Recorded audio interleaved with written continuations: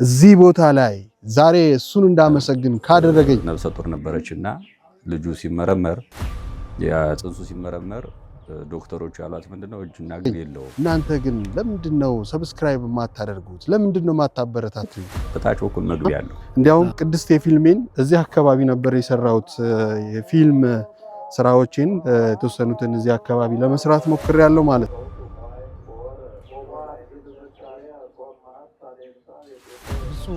አቡነ ሕርያቆስ ብቻ ነው ቤተ መቅደሱ ብቻ ነው የኛው። እንደውም ጫካ እዛ ጸበል ውስጥ ፊልም ሰርቻለሁ። የፊልም ባለሙያ እንደሆነ ነብዩ እግዚአብሔር ዳዊት እንዳለው ቤተክርስቲያንን የሚሰሩበት ቦታ እጅግ ያስደነቀኛል። በግሌ እና ፈዋሽ ነው። ገብታችሁ ሰብስክራይብ አድርጉ።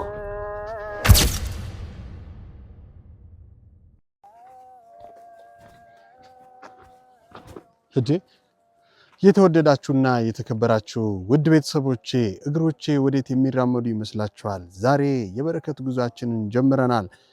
እዚሁ አዲስ አበባ አካባቢ ከ49 ኮንዶሚኒየም ዝቅ ብሎ የምትገኝ ቅድስት ቤተክርስቲያን የእናታችን የቅድስት ድንግል ማርያምና የአባታችን የአቡነ ተክለ ሃይማኖት ቤተክርስቲያን ለመጎብኘት እየሄድኩ ነው። እናንተስ የተወደዳችሁና የተከበራችሁ ውድ ቤተሰቦቼ እግዚአብሔር እጅግ በጣም ከሚያስፈራው ከዓለም ጋጋታና እጅግ በጣም ፈተና ከሆነ ህይወት ውስጥ አውጥቶ እዚህ ቦታ ላይ ዛሬ እሱን እንዳመሰግን ካደረገኝ እናንተ ግን ለምንድነው ሰብስክራይብ ማታደርጉት? ለምንድነው ማታበረታቱኝ? አረ ተኦርቶዶክሲያን ወደ ቻናሌ ተቀላቀሉ። ድንቅ 24 ሚዲያ 2 ድንቅ 24 1 ነበረን፣ ግን ዛሬ የለም።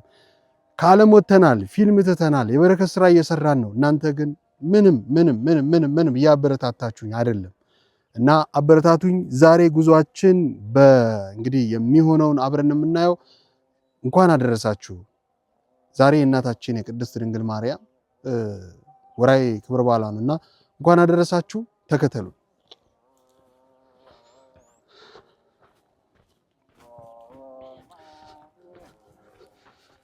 እዚህ ቦታ ላይ በእርግጠኝነት በጣም ብዙ ሰው መጥቶ እንደማያውቅ ነው እንግዲህ የምነግራችሁ። ይህ ቦታ እንግዲህ ስታዩት ገጠራማ እጅግ በጣም ሩቅ ይመስላል፣ ግን ደግሞ አይደለም። እዚሁ 49 ኮንዶሚኒየም ስር ያለ ቦታ ነው። የተወደዳችሁና የተከበራችሁ ውድ ቤተሰቦቼ ይህንን ቤተክርስቲያን እንጎበኛለን። በዚህ ቤተክርስቲያን ውስጥ ያሉት እንግዲህ የአባታችን የአቡነ ተክለ ሃይማኖትና እንዲሁም ደግሞ የእናታችን የቅድስት ድንግል ማርያም ጽላተ ቃል ኪዳኑ ታቦት ናቸው እና ሌሎቹም ይኖራሉ። በእርግጥ ግን ከዚህ በፊትም መጥቻለሁ። እዚህ ቦታ ላይ እጅግ በጣም ብዙ ጊዜ ተመላልሻለሁ።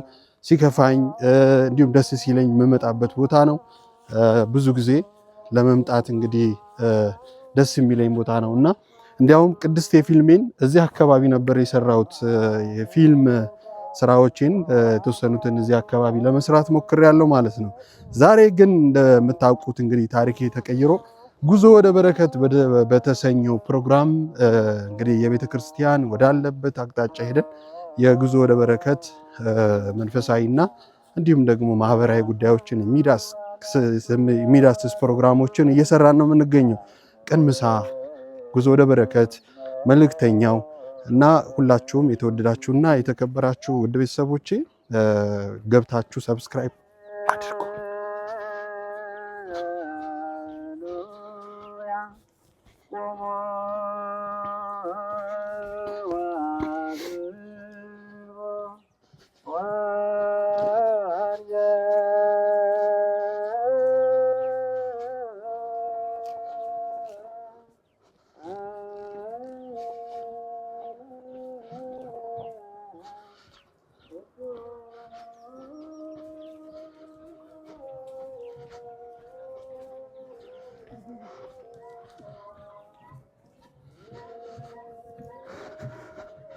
መልክዓ ምድሩ በጣም እጅግ ውብ ነው። እንግዲህ ወንዙን ተከትሎ እጅግ በጣም ብዙ ገዳማት አሉ እዚህ አካባቢ። በተለይ አዲስ አበባ ዙሪያ ወንዙን ተከትሎ እስከ ቦሌ አራብሳ መጨረሻ ድረስ ብዙ ቤተክርስቲያናቶች አሉና እግዚአብሔር በፈቀደውና በወደደው መጠን እንግዲህ ቀስ እያለን የምናሳያቸው ይሆናል። እችኛዋ ግን በቅርቡ ነው እንዳውም ወደ ቆርቆሮ የተቀየረችው። ቤተክርስቲያኗ ችን ትመስላለች እንግዲህ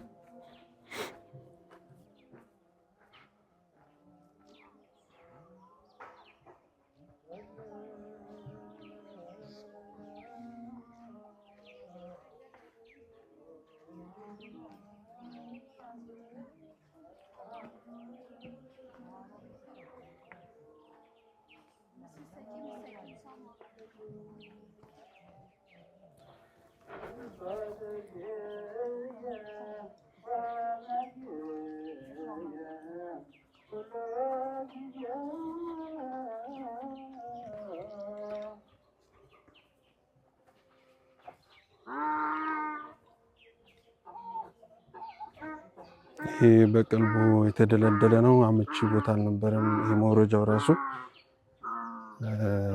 ያው በቆርቆሮ ተሰርታ እንደምታዩት በቅርብ ነው እንግዲህ በቆርቆሮ የተሰራችው። እጅግ በጣም የፈውስ ቦታ ነው ይህ ቦታ። የተወደዳችሁና እንግዲህ የተከበራችሁ ውድ ቤተሰቦች ይህን ቤተክርስቲያን እንግዲህ ብዙ ጊዜ መጥቼ እዚህ አካባቢ ላይ ጊዜን ሳልፋለሁና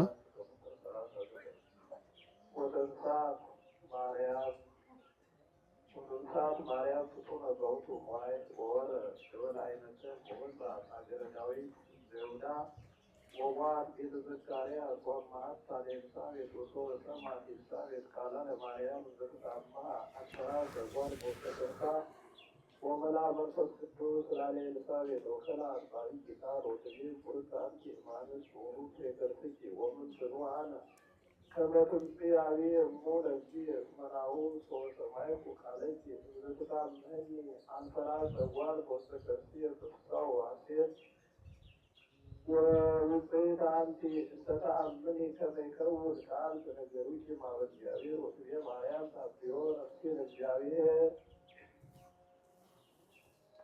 ወትታሰ መንፈሴ በአምላኬ ወመድኃኒቴ እስመሬ ማማን አመቱ ናሁ ብዬ ሲያሰበስቡን ሁሉ ትውልድ እስመ ገብረ ሊቀ ኃይለ አብያ ተውቅዱስ ስሙ ወሳዶኒ ለትውልደ ንግሥት ለእለይፈርህዎ ገብረ ኃይለ በመዝራዕቱ ወዘሮሙ ለእሊአብዮ ሊናልቦሙ ረክሶሙ ለኃያላን መናብርቲሆሙ አይቤሎሙ ለትሑታን ወአዝገቦሙ በረከቱ ለርቡባን ወፈትነሆሙ ያዕቆቡ ለልዑላን ወተወክፎ ለእስራኤል ኩልኤ ወተዘከረ ቃሎ ዘይቤሎሙ ለአበዊነ ለአብርሃም ወለዘሩ እስከ ለዓለም ወነበረት ማርያም አብያ ሰለስቱ አውራት ወእምድኅሬሁ አተወት ቤታ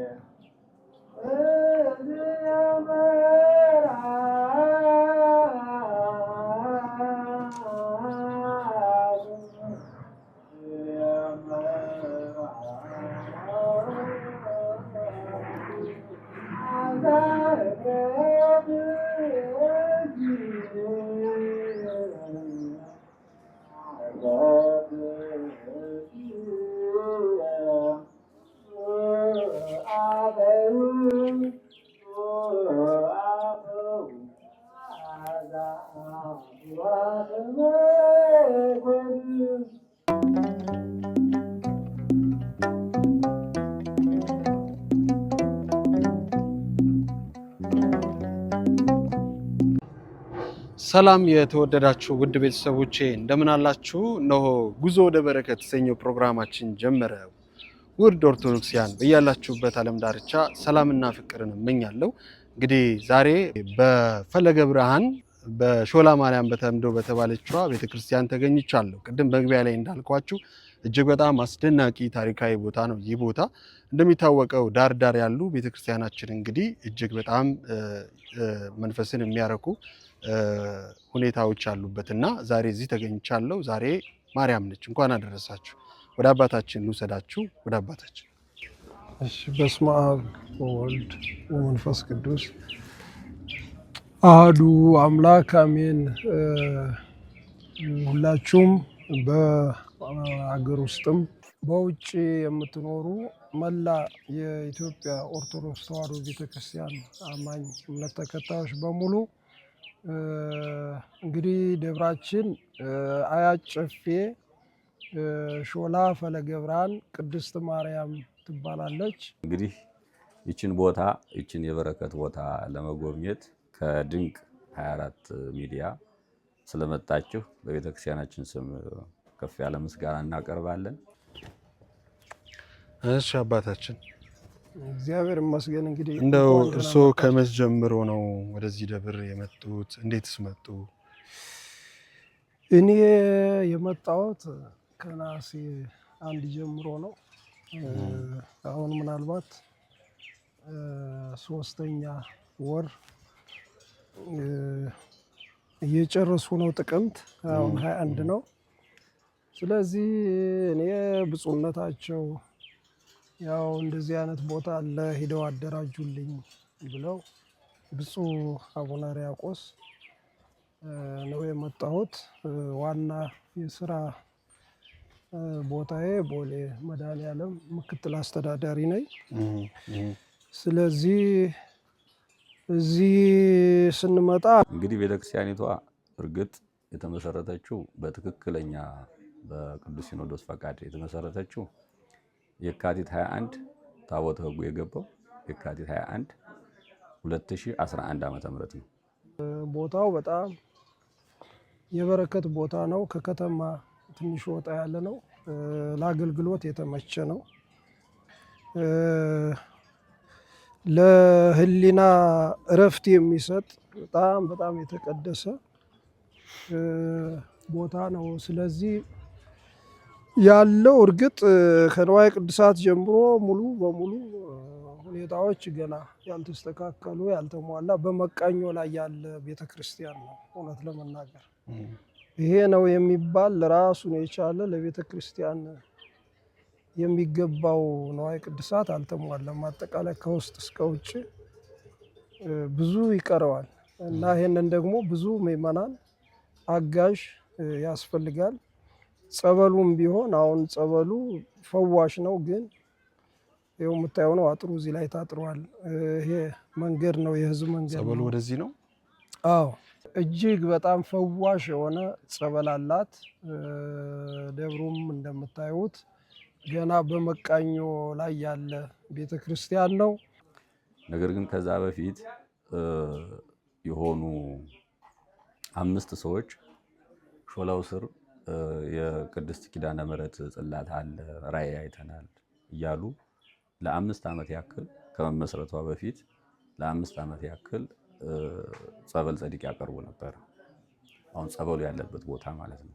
ይሄኛው መንገድ እኔ ስመጣ አልተሰራም ነበረ። ለመውጣትም አንድ የተወሰነ ደቂቃ የሚፈጅ ነበር እና እንደው መሰራቱ ደስ ይላል በጣም።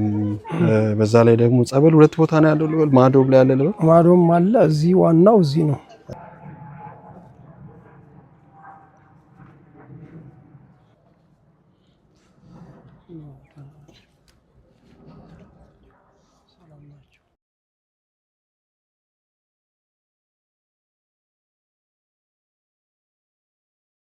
ይቺ ቤተክርስቲያን ስትመሰረት በመጀመሪያ የሰጡን አባት በህይወት አሉ እና ራእይ አይተው የራሳቸውን ቦታ ጸበሉን ቦታ እና የቤተክርስቲያኑ ያረፈበትን በነፃ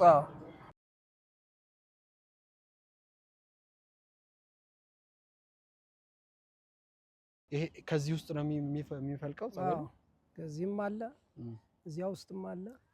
አፈላለቁ ግን አሁን ይሄ እዚህ ጋር አንድ አለ፣ እዚህ ጋርም የተቆፈረ አለ።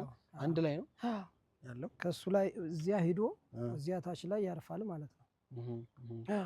እጅግ በጣም ድንቅ ቦታ ነው። እንግዲህ ሰምቻለሁኝ። ያው እዚህም ስለ ቅርብ ስለሆንኩ እኔም ለመጀመሪያ ጊዜም አይደለም፣ ግን ያው የተመጣው ይሄኛውን የሾላውን በደንብ አድርገህ ቅረጸው። ያውን ጸበሉ ሾላ ስር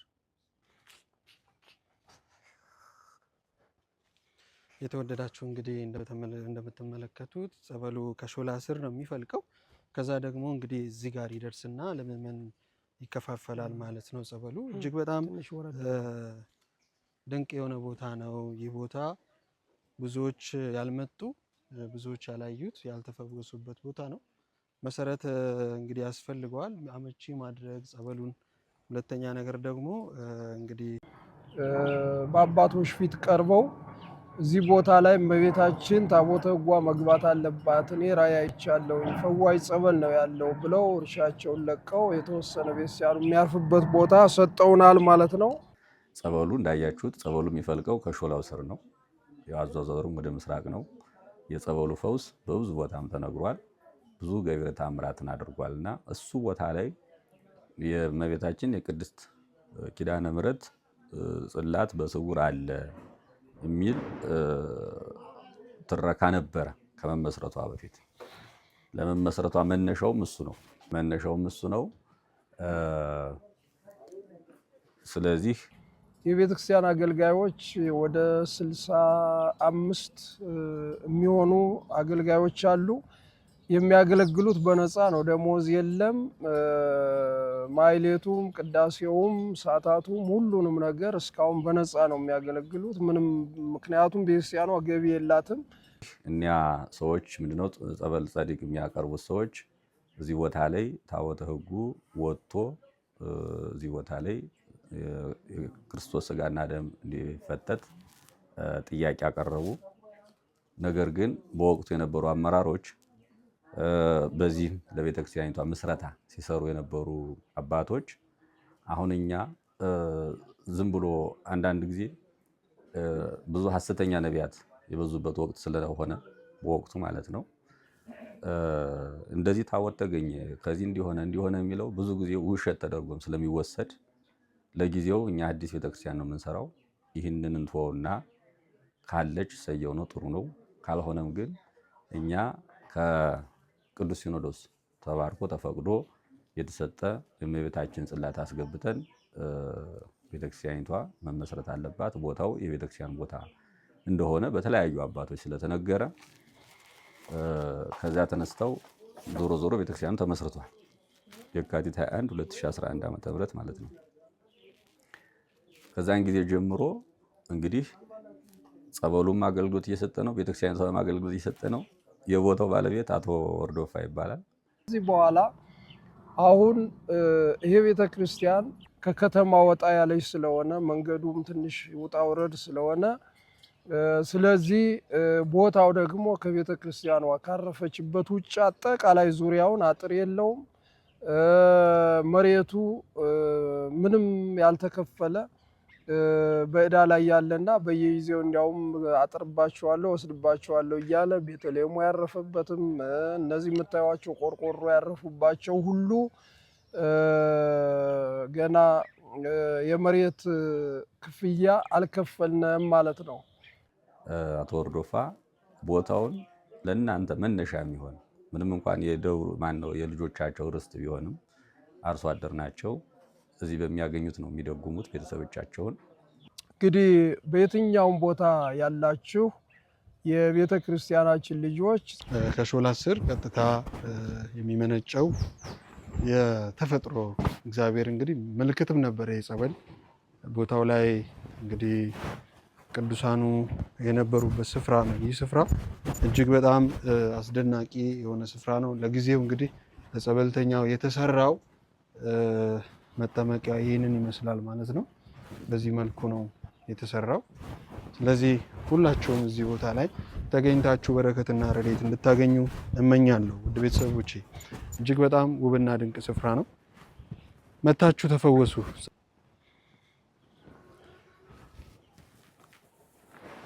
ማዶ ላይ እንግዲህ ገጠራማ ስፍራ ነው። ይህ ስፍራ እንደምታዩት እጅግ በጣም ብዙ ጊዜ መጥቻለሁ እዚህ ቦታ ላይ። ቅድምም እንደተናገርኩት እንግዲህ እነኚህም ቦታዎች እንደምትመለከቱት በጣም ሰፊ ነው።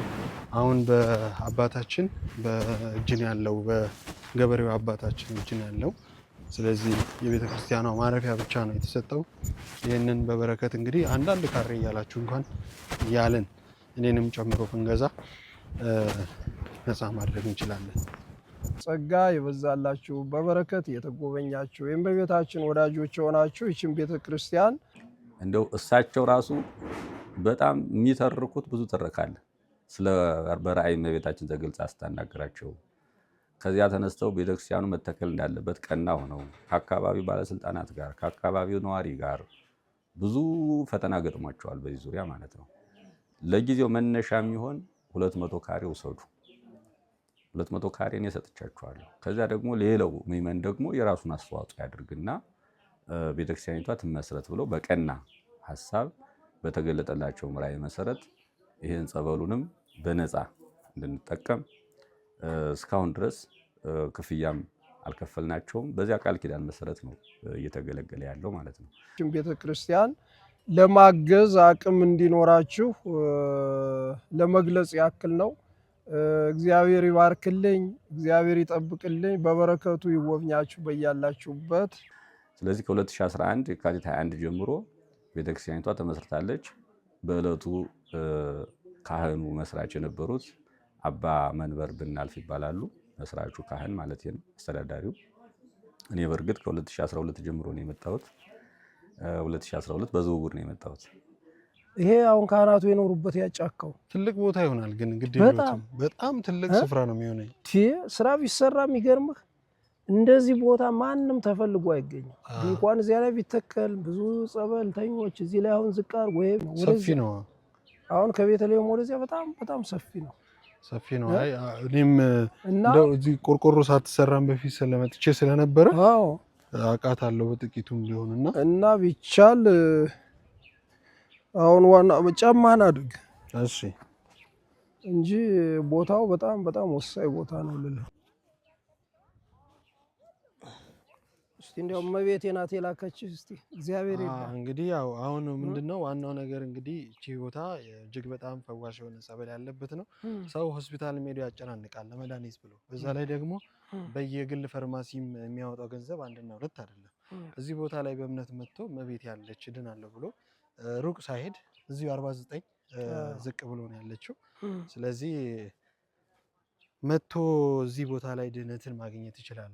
ለራሳችን ነው ብንሰራው ብናለማው ብንጠብቀው የኛ ቢሆን ለራሳችን ነው። ለኦርቶዶክሲያን ብንታመም እኮ እናውቀዋለን፣ ህመሙን ስሜቱን እናውቀዋለን። መልስ ሲመለስልን እልል የምንለውን ያህል እናውቀዋለን። እና ቀድመን ግን ብንሰራ በእምነት ጸንተንም ለመኖር ቦታዎቻችንን መጠበቅ ግድ ነውና የኛው ነው። ቁጭ በሉ እሺ። እግዚአብሔር ይርዳን እንግዲህ ስላሉ። ስለዚህ ከዛን ጊዜ ጀምሮ ብዙ ተአምራት የተደረገላቸው በጸበሉ ምስክርነትን እየሰጡ አሉ። እንደውም ብዙ ጊዜ ለሚዲያ አላቀረብናቸውም እነዚህ ሰዎች ማለት ነው።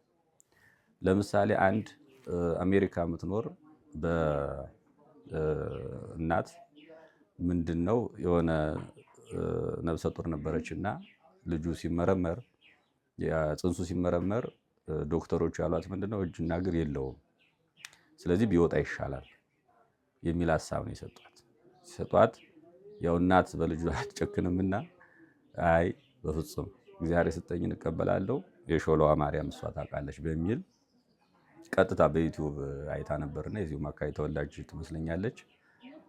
ከአሜሪካ ሆና ጸበሉ የእመቤታችን እንዲሄድላት ያዘዘች። ስለዚህ እስከምትወልድ ድረስ ትንሽ ትንሽ እየቀመሰች የመውለጃ ወራት ሲደርስ ያው ስትሄድ ሆስፒታል ግን ጤነኛ ልጅ ሙሉ ዶክተሮቹ እንዳሉት ሳይሆን ከእመቤታችን ገቢረ ተአምራት መካከል እንግዲህ ትልቁ ሁልጊዜም አይምሯችን የማይጠፋው ይሄ ነው። ወዲያው ደውላ በቪዲዮ ተቀርጾ እዛ ጋ ያለውንም እዚህም ያለውን ነገር ታምራቱን እንድናስተላልፍ የራሷን ደግሞ አስራተ ኩራቷን ለእመቤታችን በደብሩ አካውንት ስም በ1046 93 55 628 በዚህ አካውንት ቁጥር 50 ሺህ ብር ለበረከት ገቢ አድርጋ ለምእመናን ደግሞ ይህን ምስክርነት እንዲነገር መልእክት ልካ በእንደዚህ አይነት መልኩ ምስክርነት ተላልፏል። ሌሎችም በአልጋ እየመጡ በእግራቸው ይሄዳሉ። አንዲት በቅርብ ራሱ አሁን መረጃ ፈልጋ እንደውም ሰሞኑን ስታናገረኝ ምንድነው ስትል የነበረችው ጆሮ አይሰማም ቶታሊ ማለት ነው። ጆሮዋ መስማት ስለማይችል መታዚ ሱባኤ ይዛ መጠመቅ ነው የጀመረችው እና ወደ 3 ሳምንት ነው 3 ወር ይሁን እንትኑን ወቅቷን ረሷል ለጊዜው ተጠምቃ ጆሮዋ ተከፍቶ፣ ነገር ግን ስትመለስ ደግሞ አንድ ፈተና ገጠማት። አይ ታማ ሳይሆን እሷ ሌላ ትዳር ይዛ ነው በሚል በባለቤቷ በኩል ፈተና ሲመጣ እስቲ ለዚህ እዚህ ለመቆየቴ ማስረጃ ይጻፍልኝ ብላ ስጠይቅ ነው እንግዲህ ይህን የተናገረችው። ሌሎችም እንዲሁ ወደ ውጭ ሊሄዱ ኤርትራውያን ወደ ውጭ ይሄዳሉ። ከዚህ አካባቢ ነው በብዛት የሚኖሩና ከነሱ መካከል በባህር እንግዲህ ከዚህ ስታገለግል የነበረች ልጅ በባህር በህገ ወጥ መልኩ ስትሄድ በጀልባ ማለት ነው ጀልባው ተገልብጦ እሷ ብቻ ታርፋ እንግዲህ እነዚህ አደጋ እንትሮች መሰለኝ ሊያወጣት የቻሉት በዚህ ተርፋ ጣሊያን ሀገር ገብቻለሁ ብላ ለጊዜው ያው የቻለችውን አስራቷን አስከብታ እንዲህ አይነት ምስክርነቶች አሉ፣ ብዙ አሉ። ያው እንግዲህ ድንገት ስለመጣችሁ ስላልተዘጋጀንበት እንጂ ብዙ በሌላ ጊዜ ብትመጡ ድጋሜ በደንብ አድርገን በተለይ ጸበሉን አገልግሎት ከሚሰጡት ጋር መረጃ ብንወስድ በጣም ብዙ ኢቭን ከእስልምና እስልምና እያሉ ተጠምቀው ክርስቲያን ይሆናሉ እዚህ ቦታ ማለት ነው። ፕሮቴስታንቱ ነው ታመው ብዙ ቦታ ሄደው አልድን ሲሉ እዚህ መጥተው ተጠምቀው ሲድኑ ወዲያውኑ የተጠመቁ አሉ። ኢቭን በፓስተርነት ደረጃ ሁሉ የነበሩ ማለት ነው። ከፍ ያለ የነበራቸው ሁሉ ያሉበት ቦታ ነውና አሁን ትልቁ ችግሩ አሁን እዚህ ቦታ ያለው ችግር እንግዲህ አመሰራረቱ ይሄን ያክል ካለን ቦታው ላይ ያለው ችግር ምንድነው ከተባለ ብዙ ጊዜ ማዶ የነበረው ህዝብ ስለሄደ መጥቶ የሚያስቀድስ እንኳን ይቸግራል ቦታው ላይ እንደው ገንዘቡ እንዳለው ነው ማለት ነው። ከገንዘቡም በላይ በተለይ ጥሩ ማለት ስመጥር የሆኑ ሰባኪያንን ለመጋበዝ በጣም የምንቸገርበት ኬዝ ምንድነው? ህዝብ የለም። ህዝቡ ትንሽ ናቸው። ምናልባት 20 30 ሰው ነው እሁድ ቀን። እሱም ብዙ ደስ እያለን ታቦት ወጥቶ 50 ሰው 60 ሰው ታቦት ወጥቶ ማለት ነው 50 ሰው 60 ሰው ሊያጅብ ይችላል። የዚህ እጥረት አለ። ቦታው የበረከት ነው። አሁን ከቦታው ጋር ተያይዞ ችግር ስላለ ነው እንጂ ይሄ ስሩ ዋሻ ነው። በነገራችን ላይ ያውን የቆምንበት በታች በኩል መግቢያ ያለው እሱ ዋሻ ነው። ተቆፈረ ዋሻ ነው፣ የተፈለፈለ ነው ማለት የቆየ ዋሻ ነው። አሁን እኛ እሱን ለመጠቀም የተቸገርነው ምንድነው ከቦታው ጋር ተያይዞ ፈቅ ማለት ስለማንችል አባም እንደነገሩኝ አካባቢው እንዳለ እንግዲህ ከ200 ካሬ ውጪ የገበሬው ስለሆነ ግዴታ ካልተከፈለ አባቶቻችን የቆፈሩት ዋሻ ራሱ በእነሱ እጅ ነው ያለው። እንግዲህ አባቶቻችን በነፃነት እንግዲህ ቦታውን ይዞ ሲጠቀሙ ቆይቷል። ጊዜው ሲደርስ ማንኛውም ሰው እርሻ ይዛል፣ ቦታውን ይዛል። እንግዲህ የዛኔ የያዙ አባት ናቸው፣ ቀን አባት ናቸው። ቦታውም አይ ቲንክ እንደተረዳሁት የመንፈስ ቅዱስ ቦታ እንደሆነ ቀድሞ ስለነበረ ነው። ከእርሻው ባለቤት በፊት የነበረው ነገር የተገለጸላቸው ቆይቶ ነው አይደለም በህልም። ከዛ በኋላ ነው እንግዲህ 200 የሰጡት። ከእግዚአብሔር ወስደው 200 ሰጡ። አሁን ደግሞ እንግዲህ ለበረከት ግዴታ ይሄ ቦታ ካልተከፈለ ግዴታ ዋሻውንም ማየት አንችልም፣ ወር ደግሞ መግባት አንችልም ማለት ነው። ማየቱ ልናይ እንችላለን፣ ግን ለመጠቀም ያው ስጋት አለ። በነገራችን ላይ ያው ካሜራ ይዘህ ስትንቀሳቀስ ይሰጋሉ፣ እነሱ ሊወርሱን ነው ይፈራሉ። እንደ አጠቃላይ ማለት ነው እንጂ የዚህ ቤተክርስቲያኑ ጋሽ ወርዶፋ እንዲህ አይነትም ጠባይም የላቸው በመሰረቱ። ግን ስጋት ስላለ በብዙ ቦታ እንደዚህ አይነት ነገሮች ፕላን የሚያነሱ ምናምን አንድ ጊዜ ለፊልም መጥቼ ማዶ ላይ በጣም ከባድ ነበር። ኦሮምኛ ስለምችል ምናምን አግባባቸው እንጂ ይፈራሉ። ቤታችንን የሆነ ካርታ ምናምን ለማንሳት የመጡ ምናምን የሚመስላቸው ነው። ግድ ነው፣ የሰው ልጅ ፍርሃት ነው። ከሱ ነው የሚረዱት። እሳቸው ደግሞ ምንድነው አሁን የቦታው ባለቤት ችግራቸው ይዞታቸውን ኮንዶሚኒየም ወስዱታል። ይሄ 40/60 የተሰራበት ላይ ነበራቸው ላይ ናቸው። አሁን ደግሞ መንገዱ አንስቷቸዋል። መንገዱ ማነሳቸው መንገዱ ከሚኖሩበት ማለት ከሚኖሩበት። ስለዚህ ያለቻቸው ቦታ ይቺ ናት። እቺ ብቻ ነች። ይቺን ቦታ ቢለቁ ልጆቻቸው ጎዳና ነው የሚወጡት። ከባድ። ስለዚህ እኔ የራሴን አስተዋጽኦ አድርጌያለሁ። ህዝበ ክርስቲያኑ ደግሞ ተረባርቦ ደግሞ ሊያግዝ ይገባል የሚል ጤናማ አስተሳሰብ ነው ያለን። ደስ ይላል። ጤናማ ነው። በነገራችን ላይ በዚህ አጋጣሚ እንግዲህ እኔ ቃል እገባለሁኝ። ምንድነው ቃል የምገባው? ቤቴ እዚህ ሳይት 2 ነው። ስለዚህ ቅርብ ነኝ ያለሁት። በተለይ ለማርያም እመጣለሁ። ምስክርነት ያላቸውን ሰዎች ለሚዲያ ለማቅረብ በየወቅቱ በየጊዜው እየመጣሁኝ ታምሯን የተደረገውን የጸበሉን ፈውስን በተመለከተ ሁልጊዜ ምስክርነት ወይም ደግሞ ታሪኬን በምስክርነት የሚል ፕሮግራም አለኝ። ራሴ የጀመርኩት ፕሮግራም ነው። እሱ ፕሮግራም ላይ ለማቅረብ እንግዲህ በደንብ እሰራለሁ ከእናንተ ጋር። በጣም ክብር ይስጥልኝ፣ ደስ ይለናል። እንደዚህ ከሆነ ቅድም ያልኩትም ጥያቄ ተመልሷል ማለት ነው። ቀጥታ ጸበል አጥማቂው ስላሉ ከጸበል አጥማቂው በቀጥታ የመዘገቡትም ስላለ አድራሻቸውም ስላለ ሰዎቹን በቀጥታ በየወሩ 21 እንግዲህ በቋሚነት ይዘዋለን። እመጣለሁ። እንደውም ከአባታችን እጀምራለሁ፣ ከመሬቱ ባለቤት እንደው ፍቃደኛ ከሆኑ ከዛ ብንጀምር ሞሮፍ ታሪኩን በደንብ ይታወቃልና ከሱ ጀምረን እንሰራለን። እሱ ቢሆን እንደውም ተመራጭ ነው። ምክንያቱም አንደኛ እሳቸው ሲገልጹት ያው የአርሶ አደር ቋንቋ በጣም ደስ ይላል። የቃላት አጠቃቀማቸው ሽወዳ ምናምን የለበትም። ለአረፍተ ነገር ቅንብር አይደለም የሚጨነቁት። ቀጥታ እውነታዋን ግን ጥፍጥ ባለች አማርኛ እንግዲህ በኦሮምኛም ይቀላቅሉ፣ በሁለቱም ፐርፌክት ናቸው። ከፈለጉበት ችግር የለም። አማርኛም በጣም የሚችሉ ኦሮምኛም በጣም የሚችሉ እንደገና ታሪኩን ደግሞ በደንብ አድርገው ቀምረው ቅደም ተከተል ሰጥተው ስለሚያወሩ ምስክርነትም ስለሆነ አሁን እሳቸው ትንሽ አይናቸውን ጋርዷቸው ቤት ነው የሚውሉ። ስለዚህ በማንኛውም ሰዓት ይገኛሉ። ችግር የለውም፣ ባሉበት እንሄዳለን። ዋናው ነገር እናንተ ይንገሯቸውና እንደው እሳቸው ለታሪክ ቢቀመጡ በዚህ አጋጣሚ ትልቅ ነገር ነውና፣ ምክንያቱም አሁን አባቶቻችን ያለፉ እንደሳቸው ያሉ አባቶች ህልምም ታየኝ ብለው መሬታቸውንም ሳይሰስቱ ይሰጣሉ። በዚህ ጊዜ ግን የሚሰጥ ይኖራል። ቤትህን እፈልገዋለሁ እንደው ተነስ ቢለው ኧረ እኔ አልሰማህም ነው የሚለው። እንደው የስጋ መዓት ካልመጣብን በስተቀር አንነቃምና እጅግ ራዕይን የሚረዱ ህልምን የሚረዱ መልካም ነገርን የሚያደርጉ አባቶቻችን እንግዲህ ብዙ ነበሩ። ከሳቸው ደግሞ አንዱ ናቸው። በዚህ አጋጣሚ ልናመሰግናቸው እንወዳለን። እንደው በስተመጨረሻ ማስተላለፍ የሚፈልጉት መልእክትና አጽንኦት መስጠት ያለበትን ሀሳብ አጽንኦት ይስጡበት። አዎ እንግዲህ አጽንኦት የምንሰጠው ምንድነው፣ ቦታው እንግዲህ እንደ ደብረ ሊባኖስ አይነት እንደ ቅዱስ ቦታ አይነት አቀማመጡ ያው እንዳያችሁት ነው። አካባቢው ያው ከተማው እየተስፋፋ ነው። የመሀል ከተማው እየሰፋ ማለት ነው፣ እየለማ ሰዎች ደግሞ ወደ ዳር እየመጡ ነው። እንግዲህ አዲስ አበባም ደግሞ በአጥር ስለተከለለች ከዚህ በኋላ የመስፋት እድሏ አነስተኛ ስለሆነ ይሄ አካባቢ ቦታን እንደ እድል ሆኖ ሰው ገና አልሰፈረበትም። ስለዚህም ቦታ ገዳም ማድረግ ተከብሮ እንዲኖር ማድረግ ይቻላል።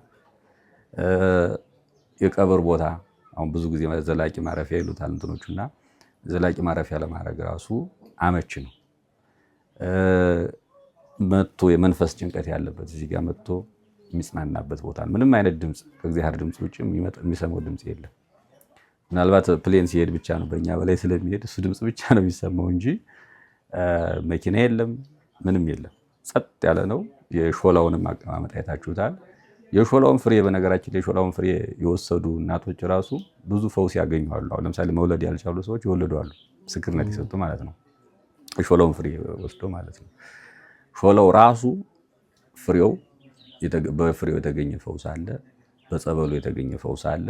ጸበሉ የሚፈልቀው ከሾላው ስር ነው፣ ከስሩ ላይ ነው የሚፈልቀው እና በዚህ ገቢረ ተአምራት በሚያደርገው ጸበል ህዝበ ክርስቲያን እንግዲህ ከዓለም ጫፍ እስከ ጫፍ ያለ የሚጠቀመው በረከቱን ቢያገኝ ሱባኤ ቢገባ በረከት ያገኛል እና ይህንን አንድ ጥሪ ማስተላለፍ ነው። ሁለተኛው ደግሞ ቅድም ያልኩት ቦታውን ቅዱስ ቦታ እንደሆነ አስከብሮ ለመቀጠል ያው ቦታውን ተረባርቦ ማዳን ያስፈልጋል። አሁን ነገ ጠዋት ለሆነ ነገር ከተመራ በኋላ መንግስት ፕሮግራም ከያዘበት በኋላ ከመንግስት ነጥቀን ለመውሰድ ይቸግራል። ያው መንግስትን መጋፋት ስለሌለብን ማለት ነው።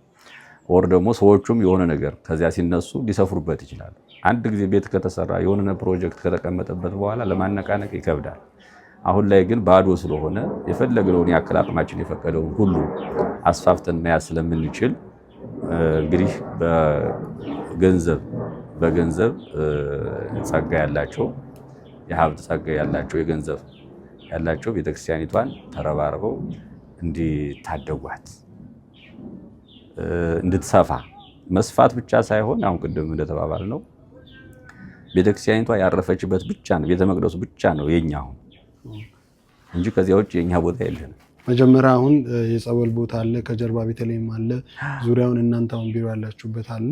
እነሱን ተረባርቦ ማዳን ነው የመጀመሪያው እሱ። ሁለተኛው ደግሞ ያው ቅድም የጠቀሱት ዋሻ መግቢያ አለ። ከዛ ጀምሮ ያለውን ነገር ምን ማለት ነው እንደው እንደ በረከት አንዳንድ ካሬ በጣም ሲምፕል ነው። አንዳንድ ካሬ ህዝበ ክርስቲያኑ ቢችል ቀላል ነው ብዬ አስባለሁ እና ከፊት ለፊትም ዋሻ ኦልሬዲ ዋሻ ቦታ አለና እኛ አባቶቻችን ለኛ ሰርተዋል። እኛ ደግሞ ለሚመጣው ትውልድ ልጆቻችን መስራት ግዴታ ነው። ኦርቶዶክሲያን ዛሬ የምንደነቅበት እንግዲህ የምንባረክበት ረግጠን የምንሄድበት ነፃነት፣ ፈውስ፣ የስጋ የነፍስ የምናገኝበት ቦታ ቤተክርስቲያን ናት እና ዓለም ላይ ብዙ ሆስፒታሎች ተገንብተዋል።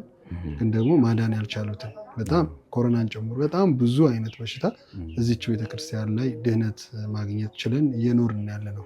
ልባችን ያውቋል። እኔም ከተደረገለት ሰዎች አንዱ ስለሆንኩኝ ማለት ነው እና የእግዚአብሔር ሰላም ይብዛላችሁ። እሺ እንግዲህ አባታችን እንዳሉት ያው ቤተክርስቲያን መቼም ውስጣችን ያለውን ነገር ለመግለጽ ያው ቤተክርስቲያኗ እጅግ በጣም የምታሳዝን ስለሆነች ነው። ቤተክርስቲያን በስትክክል መታገስ አለባት። ይሄ የኛ ግዴታ ነው። እኛ አስራት ብንሰጥ እኛ የሚጠበቅብን ነገር ብናደርግ እናንተ ባልተጨነቃችሁ፣ ከጸሎት ውጭ የእናንተ ስራ ስላልሆነ የምዕመኑ የእኛ ስራ ነው እና ዞሮ ዞሮ ለማለት የፈለግኩት ነገር ምንድን ነው፣ እዚህ ቦታ ላይ ወይም ደግሞ የተለያዩ ቤተክርስቲያኖች ላይ ስንሄድ እኛ የምንሄደው በሁለት ምክንያት ነው።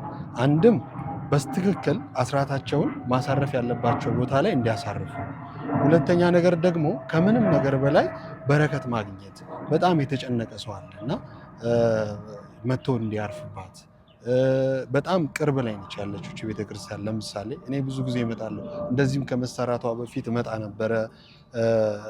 እንደውም ጫካ እዛ ጸበል ውስጥ ፊልም ሰርቻለሁ፣ የፊልም ባለሙያ እንደመሆኔ እዛ አካባቢ ላይ እጅግ በጣም እረፍት ይሰማል። እዚህ ዙሪያውን አካባቢ እረፍት ያለው ቦታ ነው እና ብዙ ጊዜ በተከፋውበት ጊዜ እጅግ በጣም ባዘቅኩ በተሰበርኩበት ጊዜ ዙሪያውን እየመጣሁኝ እረፍት እያደረግኩ ይሄዳለሁኝ እና እንግዲህ እዚህ ቦታ የመጣ ነው ዛሬ እረፍት ለማድረግም ነው።